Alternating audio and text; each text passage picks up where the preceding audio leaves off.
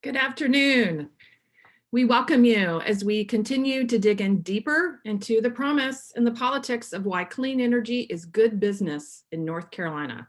A special welcome to North Carolina State Senator Jade J. Chowdhury, Mark Fleming from Conservatives for Clean Energy, our business panelists, and all of the state lawmakers joining us today. I'm Susan Monroe, Director of Economic Development for Chambers and Clean Energy, where I work with chambers of commerce and economic development leaders to navigate what is often the #1 opportunity for economic growth, renewable energy development. We are pleased to co-host this event with Ceres, who you will hear from shortly. But first, we heard last week from Governor Cooper and Representative Strickland their clear support to grow North Carolina's clean energy economy, from solar to onshore and offshore wind, to EV manufacturing, as well as the importance to support good, smart policy to cultivate the growth of the state's clean energy economy. Corporate leaders, Bank of America, SAF, and Fifth Third Bank chimed in as well, sharing their fervent commitment to clean energy. And now to kick things off, I am pleased to introduce my colleague who has demonstrated excellence in clean energy leadership, Josh Bass, president of the Curatoc Chamber of Commerce. Welcome, Josh. Hi, Susan. Thanks for having me today. So Susan had asked me to give a brief introduction of myself. I am the president of the Curatoc Chamber of Commerce. We are in the extreme northeast corner of North Carolina, so we border the state of Virginia and the Atlantic Ocean. So coming about Memorial Day, I will be everybody's best friend when beach season heats up. But we are a county of about 25,000 people. There are about 400 businesses that are in the Chamber of Commerce, and a diversity of economies. Of course, the southern part of our county and the beach part of our county are very tied to the Outer Banks and tourism. Then you have the central part of the county that is basically agriculture. And then you have the northern end that really is more of a bedroom community and suburb of the Virginia Beach, Norfolk, greater metro area. So kind of a diverse economy here. And of course, it's that agriculture piece that really plays the most into clean energy. And that's the piece that we're looking at the most today.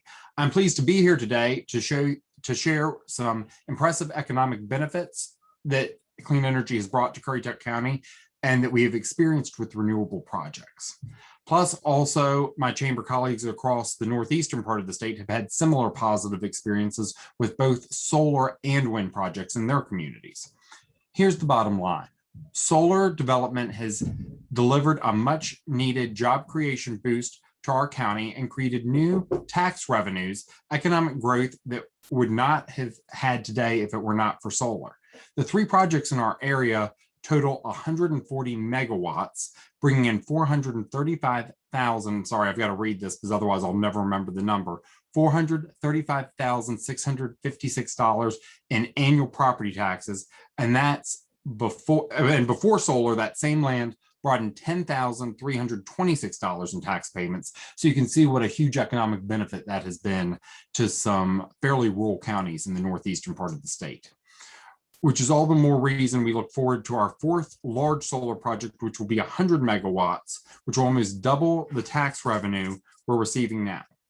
Currituck's neighboring counties have experienced even greater tax revenues with wind development, specifically the Amazon wind farm located around Elizabeth City. So I'm regularly asked why so many large-scale projects in the Amazon wind farm built in northeastern North Carolina, which for most people is a pretty remote little corner of the state. The short answer is that our power companies serve tons of customers, thousands of customers in this part of the state, and it gives us access to the PGM Regional Transmission Organization. The PGM coordinates and directs the operation of the region's transmission grid, which stretches from North Carolina to Pennsylvania and across to Tennessee and up to Ohio and Michigan.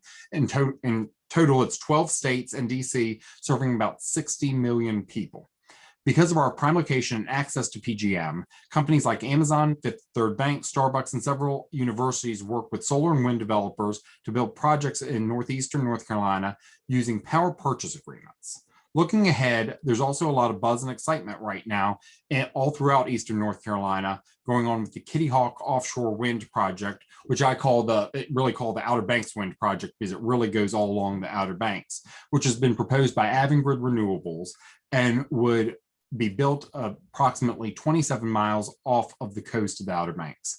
But even more exciting than that is that single project. There's also an estimated $100 billion manufacturing supply chain industry, which will be associated with this project, and that offshore wind farm that's going off the coast in Virginia, which feeds into all of the northeastern states. The North Carolina Department of Commerce and numerous chambers like mine want North Carolina to aggressively recruit manufacturers for this supply chain, the building industry, and others in our state. Make sure to check out the chat box. Commerce team and consultants just released a report earlier. So I guess, Susan, you're going to pop this into the chat box this week that highlights the potential to attract offshore wind manufacturing to the state. So let's transition to where I first began my discussion, the economic opportunities of solar and wind. I've talked about my perspective as a chamber president, but another very important perspective of that is that of our local farmers, landowners in these rural communities that have benefited from renewable energy projects and are now realizing the opportunities to diversify their income, provide new funding sources for their farming operations in the face of uncertain commodity markets, extreme weather due to changing climate, and keeping land in their families instead of selling it for housing or retail developments. For those that joined us last week, we heard from Martin County farmer. We heard him talk about what solar meant to his farm and keeping that farm in his family. And please join me as we hear from another farmer in Yadkin County who would like that same opportunity and why he would like that opportunity.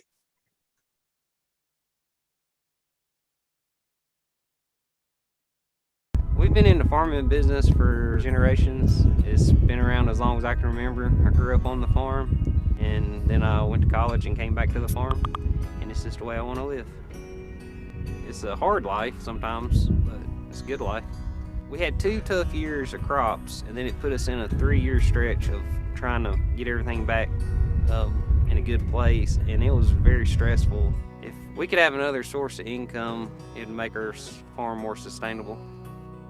I've seen a few solar farms here and there, but then we got a letter in the mail in a packet and was contacted by the solar company, and then wanted to know if we'd be interested in it. The consistent money and then being able to keep our land is money you can count on. You can pay your bills on a bad year. And as far as benefiting the county, I've heard a lot of people saying there's no benefit, it's just for the landowner. But this land's in farm use tax right now, so if it goes into solar, the property taxes are going to go way higher, so that's going to be more income for the county. My name is Evan Williams. I'm a farmer, and with solar energy, our farm would be more sustainable.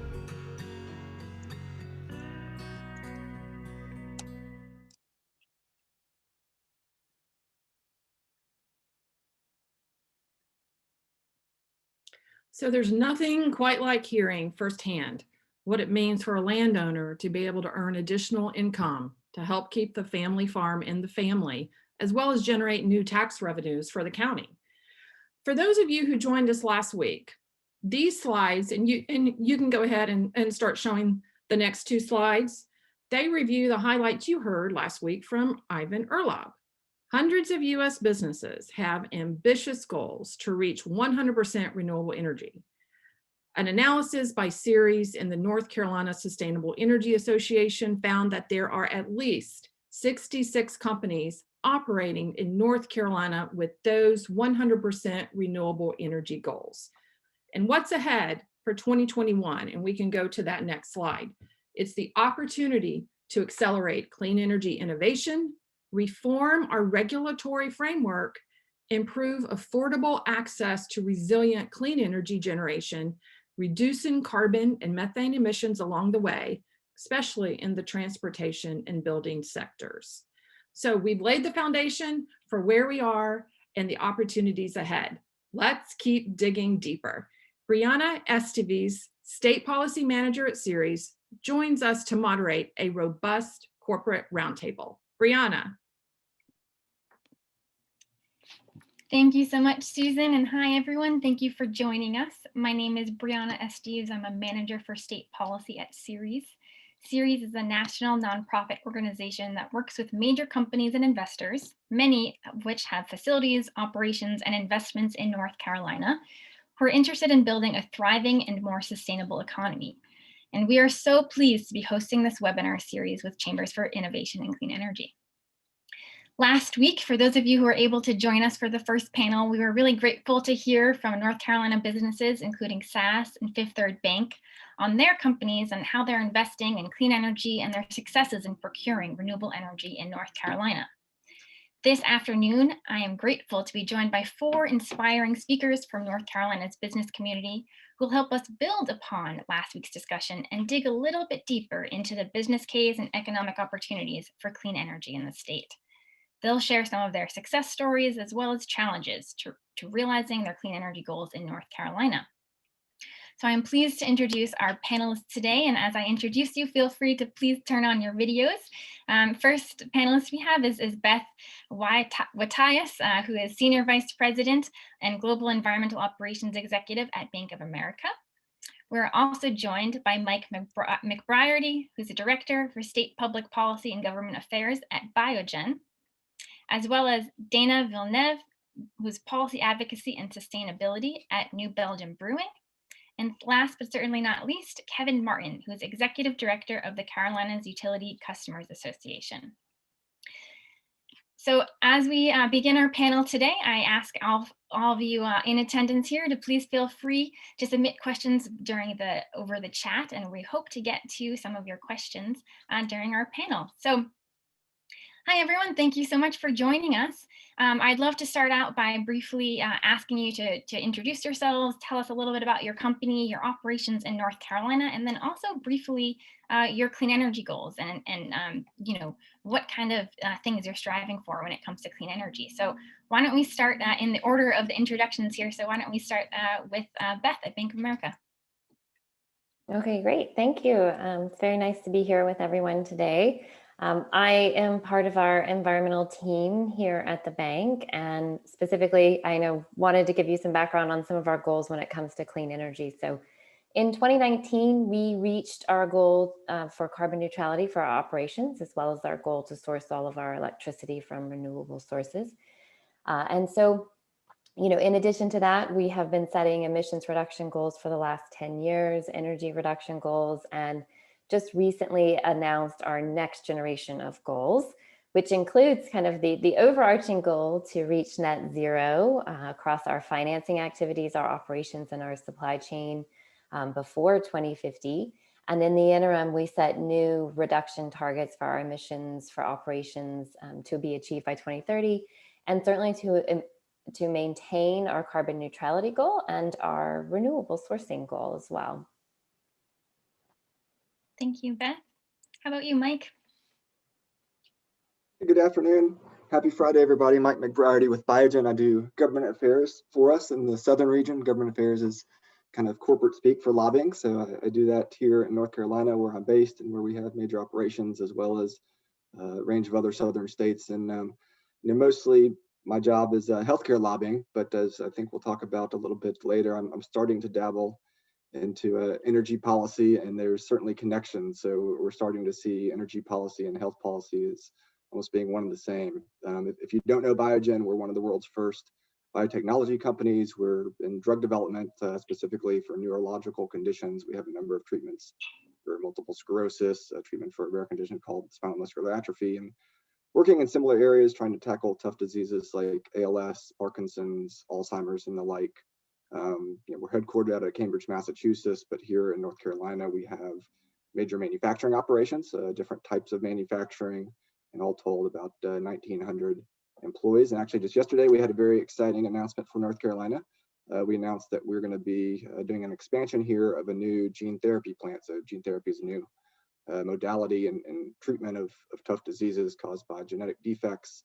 And so we're doing that here in North Carolina with a $200 million investment and 90 new colleagues joining us over the course of the next few years. So really, really excited about growing in North Carolina and growing responsibly in North Carolina.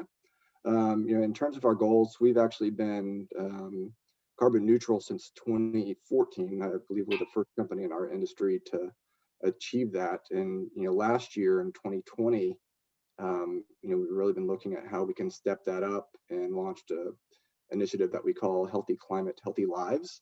And the centerpiece of that is kind of what I call our big, hairy, audacious goal to be fossil fuel free in our operations by 2040. So 20 years on the one hand sounds far away, but it'll be here sooner than we know it, right? So that's kind of the real driving force behind that. Certainly we have targets in our supply chain and in our operations and how we'll get there. I think we'll talk about some of that in the next questions, but that's kind of the big thing that's driving it all, and how we're going to get there. We'll talk a little bit later. So thanks for having me. Thanks, Mike. And that big RTP investment was timed just in time for this panel, right? So you can it was all driven announce around it this here. panel. Absolutely, sure. Thanks, Mike. Dana, how about New Belgium Brewing? Thank you, Brianna, and the rest of the team at Ceres, as well as Susan and team at Chambers for Innovation and Clean Energy for having me today. My name is Dana Vilna with New Belgium Brewing Company. We have been in business for exactly 30 years as of this year, trying to make world-class beer, be a force for good, and use the magical powers of beer to bring people together. We moved to North Carolina in 2016, building our second ever brewery right on the banks of the French Broad in West Asheville, where we worked with the city to revitalize an urban brownfield site with a creek flowing right through the middle of it into a really thriving and beautiful space. Come visit us. We'll be opening back up to the public here soon after having to shut down over the winter for the pandemic. So looking forward to hosting you all again soon. And we're a mid-sized business. We have about 700 employees across the country, including 300 in North Carolina. And Josh started off speaking about farmers and agriculture, and that's us, right? We're an agricultural product. As brewers, we are experiencing the real and very troublesome impacts of climate change on our industry. Wildfires in the West have directly impacted our water supply at our Colorado location, and our hops in the Pacific Northwest were really impacted by the smoke from the fires this year, interestingly enough. Abnormal weather patterns have rendered entire barley crops unusable for brewers in Western states like Montana. The intense hurricanes that North Carolina knows all too well have knocked out specialty ingredients for us, like citrus crops. And of course, our communities and our coworkers are impacted by these things as well. And as brewers, we have the wonderful opportunity to sort of help bring that understanding home for folks, since beer is such a tangible and ubiquitous things in our lives. As a company, we are committed to carbon neutral by 2030. And last year, we were thrilled to announce that our Fat Tire Amber Ale became the first certified carbon neutral beer in North America, which is sort of one step along that carbon neutral journey for us. Our carbon neutral plan has a cross-disciplinary task force across the organization, really focused on it and working toward it. And we feel that sense of urgency to act quickly. So it's exciting and energizing time for this work, and feels really good to have the right resources in place to kind of see it through internally. Thanks so much, Dana. Thank you for joining us.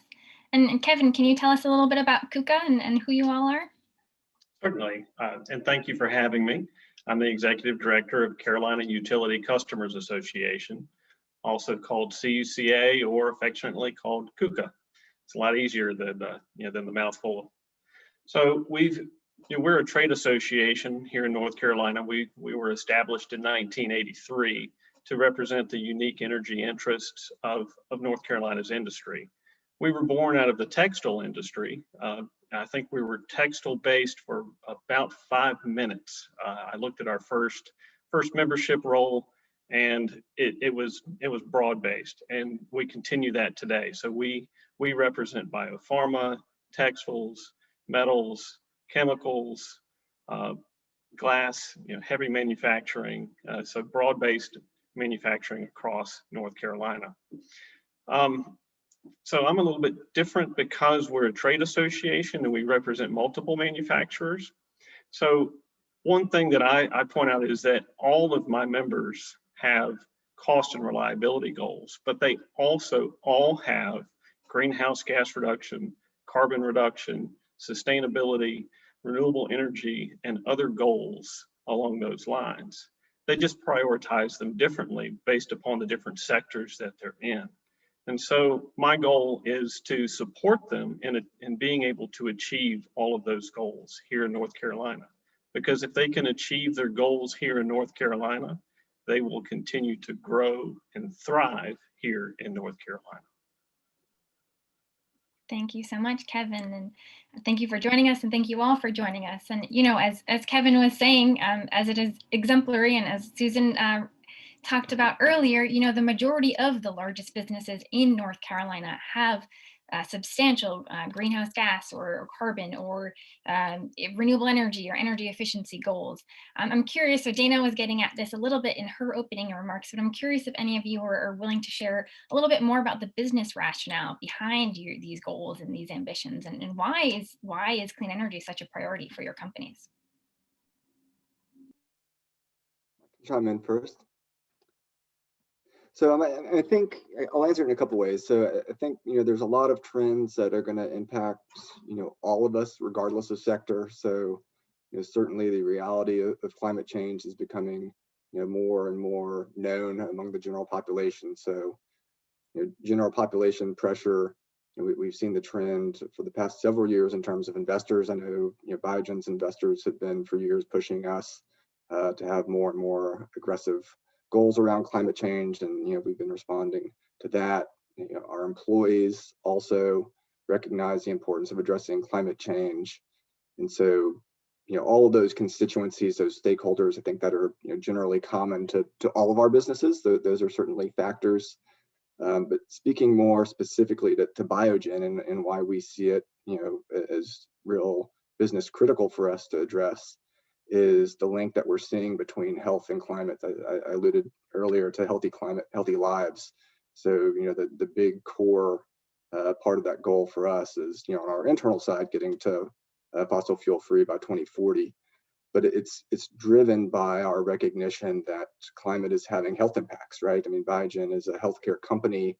Our mission is to, you know, improve health for people. I mean, we do that through drugs, but we can't be a leader in healthcare if we're not looking holistically at that. So there's, you know, a growing body of evidence that pollution is highly correlated with health issues. And I mentioned Biogen, we're kind of in neuroscience is the type of, you know, conditions that we work on. And there's, you know, more and more connections that are being found between pollution and impacts on health, including in the brain. And so the other part of our Healthy Climate, Healthy Lives is partnering with academic institutions to further that body of evidence so we can better understand exactly what those causal factors are and what we can do, and specifically in brain health. So again, our kind of core business, and you know, have some initial partnerships with MIT and Harvard. We're actually looking to see how we can explore further with some of the North Carolina institutions. But it's really, you know, the core of our business. If we're not helping you know, patients who have neurological conditions, you know, through our drugs, and not recognizing the, you know, broader societal and environmental factors that are playing into that, it's not being responsible. And it's also, you know, tied to, I think, credibility with our key customers. You know, we have different types of customers, but core among them are physicians, right? And as physicians make this recognition, and if they don't see us addressing some of these causal links, we lose credibility with our customers. So for us, it's business critical, and that's kind of why we package this together in this one initiative that we call Healthy Climate, Healthy Lives, and pairing those together. Great. Well, thank you, Mike, for highlighting that critical energy, environment, and health nexus. Is something that we often forget about when talking about these issues. So thank you. That's fantastic. And anyone else want to share a little bit about why their company is investing in clean energy or setting these goals? I'll just say a few words about some of my members. And again, they're a bit diverse, so they prioritize them differently. I do know that from my standpoint, many of my members have stated that they have corporate goals and that they also have those goals. Their corporate has asked them to look into opportunities here in North Carolina to expend capital that they have ready, you know, to send to North Carolina, and they're having some difficulties there. But with the priorities, some of our industries are extremely energy intensive, and so it's very difficult. So they also do things in a different way. We've got some, for instance, that produce products and they use 100% recycled products so that they're not having to mine for those products and materials, and they're also looking to protect the land and the mountains and the habitats in that way as well. Thank you, Kevin. And we'll get into those challenges in a second, but go ahead, Beth. Sure. I was just going to say, I mean, for us, I mean, we're, similar. I think Mike said this too, internally we're committed to growing responsibly, and we, very much are committed to the goals of the Paris Agreement and recognize that in order to get to net zero, in order to fulfill those goals, the grid has to decarbonize and we have to move to clean energy, not just for our own goals, but for, the global economy to get there. And so, we're very committed to using our influence and our resources in order to drive that transition. And, that has included certainly investment. We are the largest tax equity investor in renewables here in the US. And then also, as I had stated, within our own procurement. And so we are in the midst of installing on-site solar across our sites here in the US. We have signed multiple long-term agreements for new renewables, et cetera. And I do think, we're seeing an important convergence, as well as, customer interest, as Mike alluded to, and Kevin, we're also seeing institutional investors. We're seeing, government regulations outside of the US, lots of conversation happening here in the US as well. And so I think, it's an exciting time and an exciting convergence of all of these voices coming together to kind of help drive this transition and get it started. That's great. Well, thank you, Beth. And, I'm hearing a lot of important themes here, whether it's employee, customer expectations, investor expectations, certainly being able to do the right thing and get ahead of regulations and be part of the conversation certainly is important. And we also have heard, from SAS and Fifth Third Bank last week that there's also an important cost savings and certainty and predictability opportunity that clean energy can offer, which is another reason why businesses can benefit from these opportunities. And so let's dive in. And Dana, I'll jump to you first on this question, since you had already answered my previous question in your opening remarks. But this question is for all of the panelists here, but I'm curious if you can share with us all a little bit about what has been your experience in procuring renewable energy in North Carolina. So has your company looked into some of the renewable energy programs that have been currently introduced by in-state utilities, such as Green Source Advantage or solar rebates or solar leasing or REC procurement? Or have you had kind of different or easier experiences in other states? So anything that I know all of you operate in multiple states, and so any kind of lessons learned that you can offer, but also I'm really interested in hearing about your experience to date. So Dana, I'll kick it over to you first. Sure, thank you. So as far as sort of experience in North Carolina, presently in Asheville at our brewery, we have a small solar PV array covering the roof of our tasting room, the little building where we host our guests. And we also have a small solar thermal system on the brewery that covers our domestic hot water loads for the brewery itself. Those are small systems and direct investments that we made at the time. And as I understand it, the very low valuation of solar power on the grid here has made it sort of tricky for the financial equation to look favorable for us, for a business of our size, and making some of the investments in renewables that we would like to make here. So, certainly alongside fellow businesses and fellow members of Business for Innovative Climate and Energy Policy, we advocate for programs that help ensure that renewables are within reach for mid-sized businesses like ourselves to build up our collective capacity to mitigate statewide emissions and save money and keep doing what we do so well as small businesses, which is serve our communities, drive the economy, and serve as employers. And we are, thrilled for opportunities to be able to contribute and participate in that. And when I think about sort of our experience in Asheville versus our experience in Fort Collins, I'll start with where the similarities are. There's so many parallels between our business in Asheville and our business in Fort Collins. In both locations, we have an incredible ally and partner in the city itself. We got our start in Fort Collins 30 years ago, and we wouldn't have been able to grow and thrive as a business the way that we have without sort of the partnership and collaborative spirit of the city and its appetite for public-private partnerships and sort of growing together. And identically, the city of Asheville has been a critical and collaborative partner since well before we broke ground there. The city of Asheville is a very big reason that that's where we moved, Both cities are committed to leading on climate. Fort Collins has had an aggressive climate goal for many, many years. They're about to actually release an updated version of their climate action plan, which is really tactical and collaborative. I'm very excited about it. Similarly, Asheville City Council just declared a climate emergency and set an aggressive renewable energy target for the municipality. One point that's different between the two, that makes it a bit apples and oranges, I suppose, is the sort of scale and size of our utility provider. So our relationship with them is likewise a little bit different. In Fort Collins, we have a muni. We have a municipally owned utility, and Fort Collins is one of four neighbor cities that own our power provider. So perhaps we work with our utility a bit differently there than we do in Duke territory. But in Fort Collins, we've successfully installed a great deal of renewables on our site. We have solar covering the roof of our packaging hall, which powers that building. And we have on-site biogas from our process water treatment plant, which powers 2 cogen engines. And some of that solar was installed through a very favorably designed power purchase agreement. And some of that biogas storage was installed through a public-private partnership with the city and a number of other entities through a Department of Energy grant several years back. So we've been lucky to have sort of those pieces working in our favor to bring some of those projects to life. But regardless of the scale of our utility provider, we know that we have an important voice to bring as a commercial customer, and we think we also have sort of an obligation to engage in those conversations as the mid-size, maybe kind of the little guy business representative sometimes.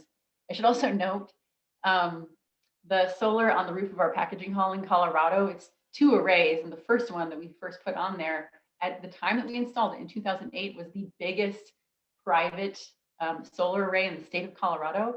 In 2008, it's 200 kilowatts. So it's a sort of good reminder that we've come a long way in 13 years, that now 200 kilowatts is a very cute size for an array in a lot of ways. So we're getting there, right? Perhaps cute, but groundbreaking, Dana.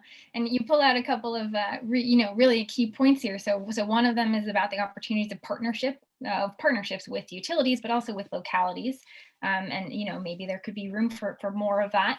But then also, abilities for small and medium-sized businesses to access renewables that maybe some of the larger businesses can avail of in a better and easier way. And so that's another, I think, a challenge in North Carolina that we are all grappling with. Mike, how about you? What's been Biogen's experience? Yeah, I mean, I think similar themes to what Dana was sharing, though maybe some different stages. So I know since 2014 we've been procuring the RECs, but those have their limitations. So we have been looking at other options, but most of them are kind of still in the works. So the Green Source Advantage program, we haven't actively entered that yet, but we are in the middle of an RFP process to do that. There's also some very preliminary discussions with some other companies about doing a virtual partnership to procure renewables. That's very early stages. And I think longer term, we're looking similar to what Dana already has implemented, how we can generate our own electricity on our existing campuses. So looking at solar arrays and then putting those on our own facilities, biogas from our process, wastewater as well. So not quite as far along, but starting to look at those projects. And I'm not as directly involved in this. I don't know the details quite as well, but heading in those directions. Your question about lessons learned from other places. As I mentioned earlier, we're headquartered out of Cambridge, Mass.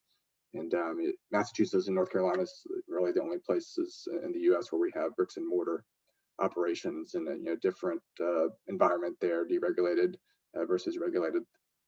Here, Massachusetts is much easier to contract directly with renewable suppliers and have those direct relationships where we don't have that opportunity here in North Carolina. So I think somebody said apples and oranges earlier, so similar kind of thing to just the different regulatory environments that have some limitations on what we can do.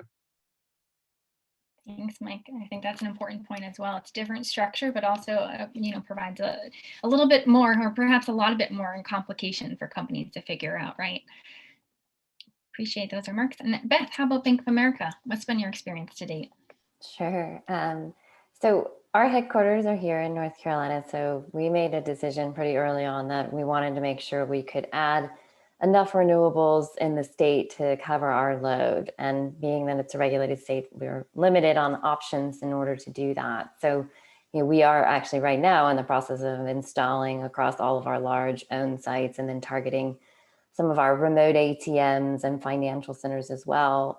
But beyond that, we did decide to participate, well, tried to participate, and we did succeed in the Duke GSA program, which covers a good portion of our load, but that still left us about 60 megawatts that I needed to cover with new renewables. And so we sought to find projects that were smaller in nature and underserved communities, and really, do long-term REC offtake contracts to help make those projects happen. That was kind of the option that we started pursuing. And what we found pretty early on is that there weren't enough projects in North Carolina to cover our load directly. So we had to expand and make it a Carolinas effort to cover our load across the 2 states. And so we have now signed contracts for 80 megawatts, including the GSA. So 9 different contracts to cover our load, so all for new solar. We also mandated that it all have pollinator habitats established as part of that. And I know we haven't gotten into that, but I do think biodiversity plans are a really good, important thing that should be, implemented as we expand renewables here in the Carolinas. So just wanted to make that note. And I will say the Duke GSA was the most challenging renewable experience that I have been through. And I have signed contracts for 550 megawatts here in the US. So I do think it does need to be drastically simplified to really expand participation.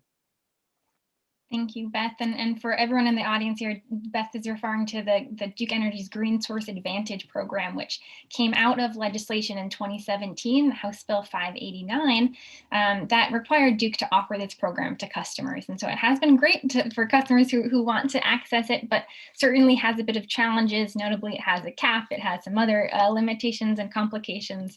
And so, perhaps there could be some opportunity to improve upon that program going forward. But so great that some companies, Bank of America and soon to be Biogen, will be able to avail of this opportunity, and we hope at Ceres that more can as well. So Kevin, I'll frame this a little bit differently for you, but we know that many of KUKA's members not only have major operations in North Carolina, but also in other states. And so what kind of feedback have they provided on this issue, and what kind of recommendations does KUKA have for making it easier to access cost-competitive renewable energy in North Carolina? Sure, and I'll also give a few examples, and I'll echo what Beth and Mike and Dana have said. There have been opportunities certainly through Green Source Advantage, Green Source Rider, but they have been complicated and difficult. And as I alluded to earlier, corporate coming down to North Carolina has wanted to have more opportunities within North Carolina to seek renewable opportunities and sustainability goals and such. But because many of my members do have operations across different states, they've seen what it's like elsewhere, and they've seen where they can have greater control and greater opportunity to reach out across the energy spectrum to see what they can do to help them achieve those prioritized goals, to help them grow. And then many of them are extremely excited about what's happening in South Carolina, with South Carolina opening up the legislation to push for the study for market reform there to do exactly that. And they're hoping that will help push the same study here in North Carolina to, again, open and unlock and unleash the power of industries to really go after their goals. I firmly believe that if our industries and businesses here have the opportunity to achieve their goals, they will do much more than what we can do with a small carve out here and there. And as a couple of recent examples, I was talking to one of my members about some of the renewable natural gas that they had. And they had previously had the opportunity to use landfill gas to provide some of their heat load needs, but that supply was depleted. So they're looking for additional opportunities for RINs and renewable natural gas. And I think there are some initiatives in the state that are starting up, but they need some investment behind them. And then another project was a waste heat generation project. It was about 5 megawatts. All the heat that's just going up the stack, they were going to recover that and turn that into electricity and use it all 100% on site. But they didn't have the capital to do it themselves. Engineering was all done and complete, and but third-party sales are not allowed here. That's a policy, different policy that that we can talk about. But that project didn't occur simply because that wasn't allowed. We did try to work with the utility to work it out, but it didn't. So now that company has to pay about $3 million more for energy, to purchase to replace that they could have recaptured, and that plus that all the emissions that go along with that. So what that says to me is that we have opportunities here, but we've got policy wrong in some places, and we need to work together, work with the utility, work with our utilities commissions, work with our legislators to make sure that our businesses and industries have the opportunities to achieve what they can. And I think that'll be the best for all of us. Well, Kevin, I couldn't have thought of a better way to say myself, a way to end the panel on that note there. I think we had more questions and we have a lot in the chat here, but we got to move on. And I feel like we can talk with you all for hours on this subject, but I just want to give a round of applause, a virtual round of applause to our panelists here. You all shared some really great examples of your successes to date, but also some of the challenges. And I really appreciate all of your leadership in helping to build a better North Carolina and a more sustainable North Carolina where all of us can access some affordable clean energy. So thank you all panelists for joining us, and I'd like to pass it back to Susan to bring us on to our next event. Brianna. If my video could be initiated, thank you.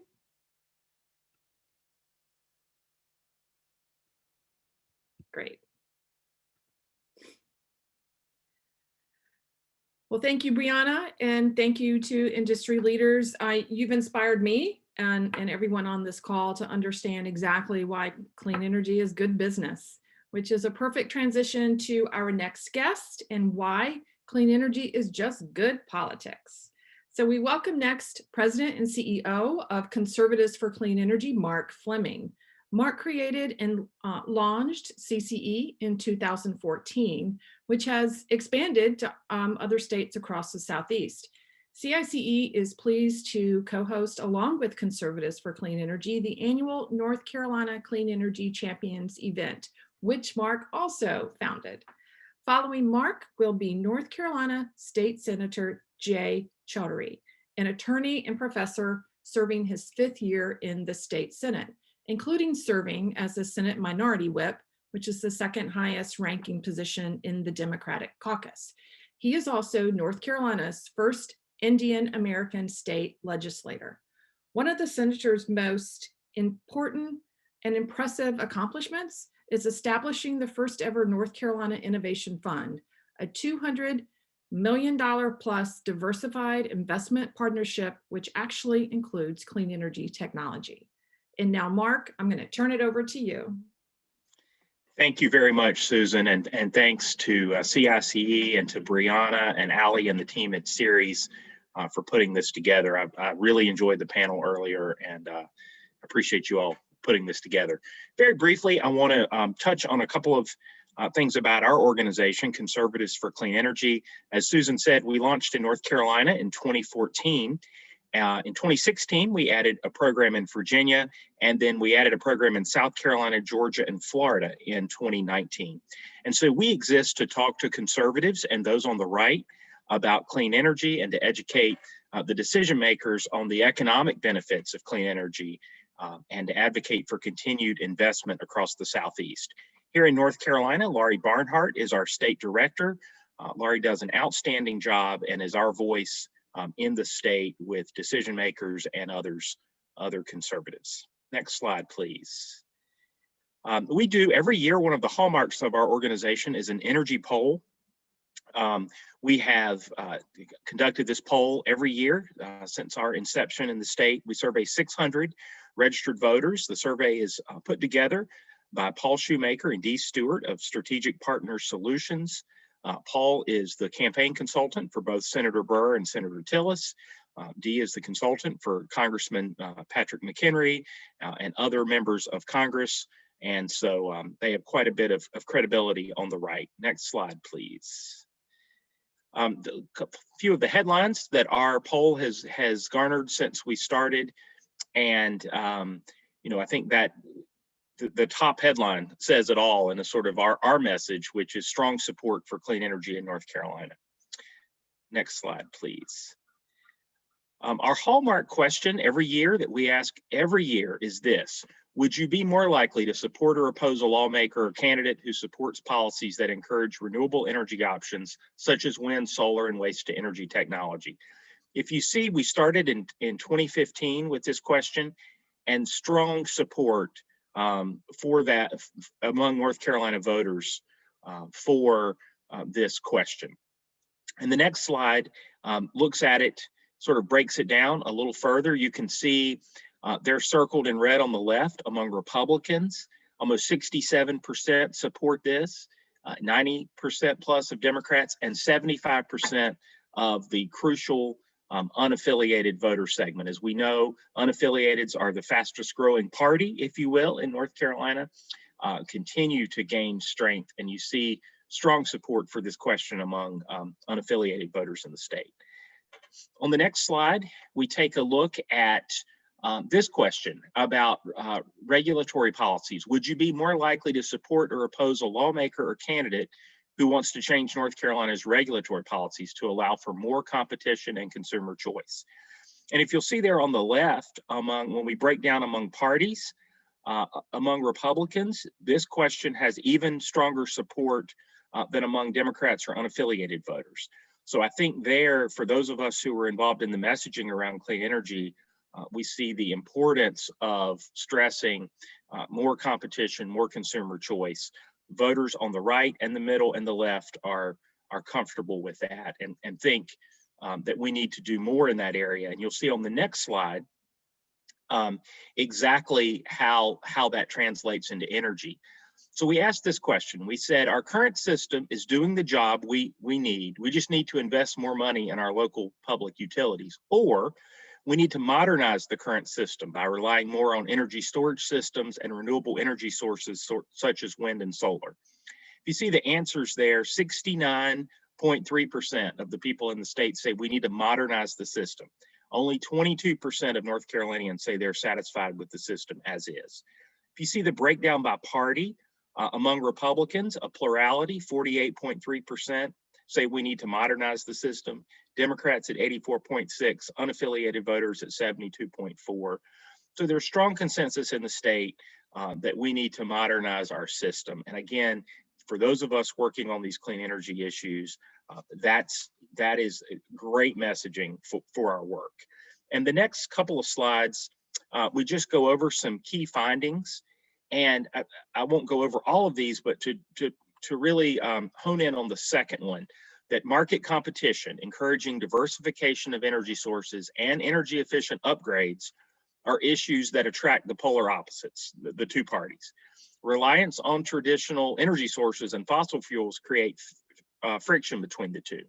So we ask, and we go into the couple of the bullet points down there, we talked about climate and the change in climate, and Democratic voters are there, unaffiliated voters are there. Republican voters are not all the way there on climate, but interesting, in this year's poll, we put some questions on climate, and we see that even among Republicans, they're telling us that something is happening with the climate and we need to do something. But we found that messaging around market competition and diversification of energy sources helps make the issue nonpartisan and helps us to build a bipartisan coalition. And then on the next slide, you can see that we talked specifically to those on the right about using market competition and encouraging alternative energy solutions as the key messaging point. Unaffiliated voters, we all know that is the key to winning any election. It's the key to those on either side. This issue set, unaffiliated voters say strongly, we want action. We want more clean energy. We want choice and competition in the market. And so our message to both parties is to go after this issue set and to respond to what the voters of the state, and all of the segments of the political subgroups are asking us to do, which is to build a stronger clean energy economy in the state. Our website is www.cleanenergyconservatives.com, www.cleanenergyconservatives.com. If you'll go to our site, go to the About Us tab and scroll down to North Carolina, you will find, you can click on the links there and find all of our polling data through the years that shows just consistent support for clean energy. So thank you again, Susan. Thank you for Brianna, and I will turn this now over to the senator to take us from here.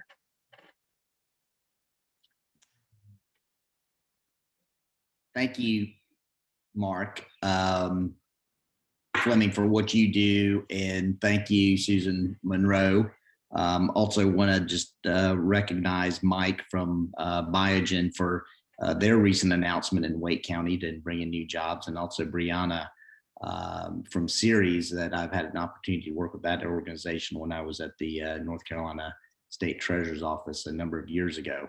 And I also want to thank each and every one of you for participating in today's webinar and learning about the exciting opportunities that we have here in North Carolina this year to advance clean energy legislation that better meets our state's electricity customers' demands, such as the business leaders that we heard from today, and the policies that will strengthen our state's economy, especially in our rural counties, as we hopefully get on the other side of this pandemic.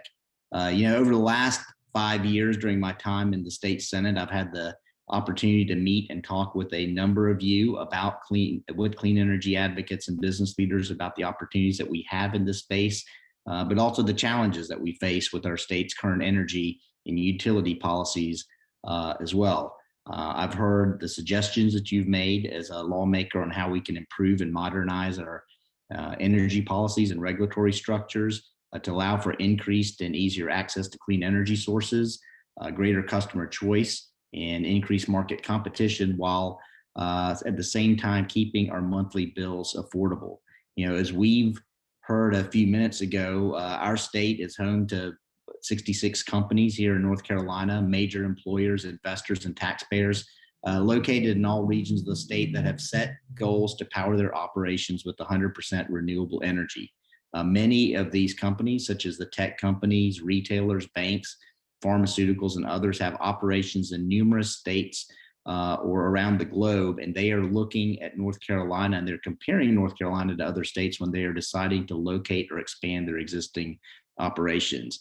And having access to cleaner energy sources of power is often mentioned as one of the key issues in their decision to ultimately locate here in North Carolina. So, the point being, making North Carolina a leader in the clean energy space is not only about addressing climate change, but there's a serious and real business case, as we just heard from Mark Fleming's presentation. And I also believe that it's an issue that really brings together both Democrats, Republicans, and unaffiliated, that we should all be working together to make real progress over the coming months. And so, from my perspective, I would like to see the General Assembly pass strong, comprehensive energy legislation that we can put before Governor Cooper to get signed this long legislative session.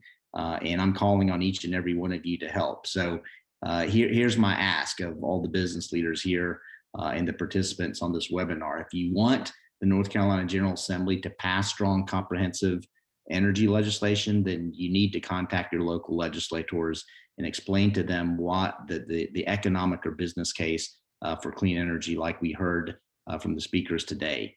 Legislators need to hear and understand why they need to update our state energy policies from their constituents. from major employers and business leaders in their districts and from all of you. And I'm doing all that I can to make sure that we can push for important clean energy and utility market reform issues. But in order for us to get that done, we have to engage our legislators. I think as many of you all know, my door is always open. Feel free to email me or call me. My office number is 919-715-6400 if you've got any suggestions. And thanks again for everything that you do. And in the coming months, I really hope that we can get strong energy legislation passed in the General Assembly and to the governor's desk. And I'll turn it back over to you, Susan. Thanks so much for having me. Thank you, Senator, and thank you, Mark. We appreciate your insights and your tireless work to drive momentum to grow a strong, clean economy in North Carolina. Senator, we are here today and we are ready to roll up our sleeves and we're ready to get to work with you and your colleagues.